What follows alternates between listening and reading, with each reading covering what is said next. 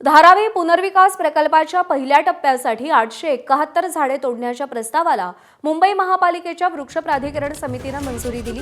या प्रस्तावामध्ये 822 झाडांचं पुनर्रोपण करण्यात येणार असून 50 ते 85 वर्ष वयाच्या 25 हेरिटेज वृक्षांचाही समावेश महानगरपालिकेच्या माहितीनुसार मे 2024 मध्ये करण्यात आलेल्या प्रत्यक्ष पाहणीत संबंधित जागेवरती 1998 सुदृढ आणि 7 उन्मळून पडलेली अशी एकूण 2005 झाडांची नोंद करण्यात आली होती। मंजूर आराखड्यानुसार त्यापैकी 1693 झाडं प्रकल्पाच्या कामात अडथळा ठरत असल्यानं त्यांना हटवण्याचा प्रस्ताव सादर करण्यात आलाय।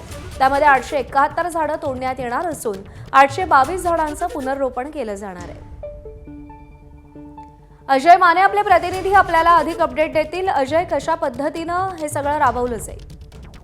अत्यंत महत्वाची बातमी आहे, कारण की 871 झाडे जी ती तोडण्यास मंजुरी देण्यात आलेली आहे आणि त्याच्यातली 852 झाडांचं जे आहे ते पुनर्रोपण करण्यात येणार आहे। पण हे पुनर्रोपण मुंबईत नाही तर पालघरमध्ये करण्यात येणार आहे। आणि एक महत्वाची बाब म्हणजे की यात 24 जे ती हेरिटेज झाडं तोडली जाणार आहेत आणि एका हेरिटेज झाडाचं पुनर्रोपण करण्यात येणार आहे। सगळ्यात महत्वाचं म्हणजे की कायदा आहे असा की हेरिटेज झाडं तोडता येत नाही किंवा त्यांना पुनर्रोपण करता येत नाही, त्याच ठिकाणी त्यांचं जतन केलं जातं।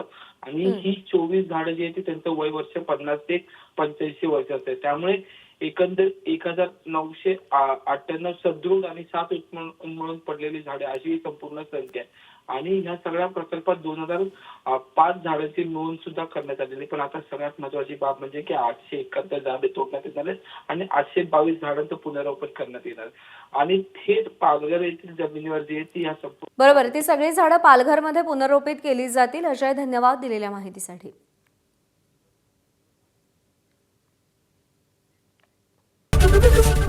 एबीपी माझा, उघडा डोळे बघा नीट।